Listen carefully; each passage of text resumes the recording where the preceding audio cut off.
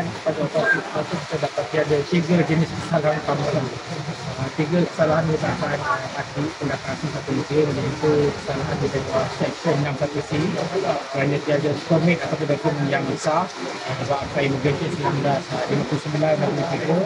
Keduanya bawah kesalahan di bawah Seksyen 91C pada tinggal lebih masa Akta Imigresen, dan satu lagi bawah peraturan 9D peraturan Imigresen 1963 kerana menyalahguna syarat PAS, dan satu lagi seksyen di bawah Akta Imigresen seksyen 596 1D kerana dipercaya melindungi parti. Pelanggan dan juga majikan. Kita juga mengeluarkan satu sama saksi orang 29 di bawah Akta Imigresen kepada warga negara Malaysia untuk hadir untuk siasatan lanjut. Yang tu untuk dia punya majikan lah. Majikan ada 2 lah. Satu sama saksi orang 29, satu lagi bawah seksyen 596 1D kerana melindungi parti. Tuan, difahamkan ada salah satu daripada 8 premis lah. Salah satu daripada 8 premis ni belakang tu ada macam hostel kan.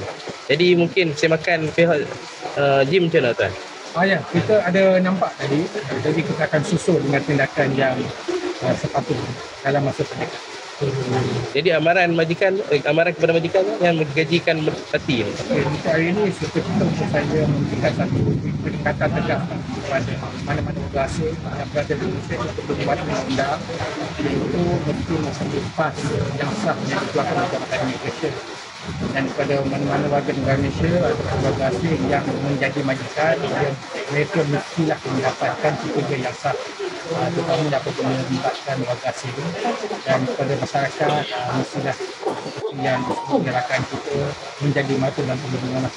Kerana ini adalah objektif start off bila kami membuat kerja operasi secara bersepadu yang kita tekankan prinsip berkesan, cepat dan juga berkesan.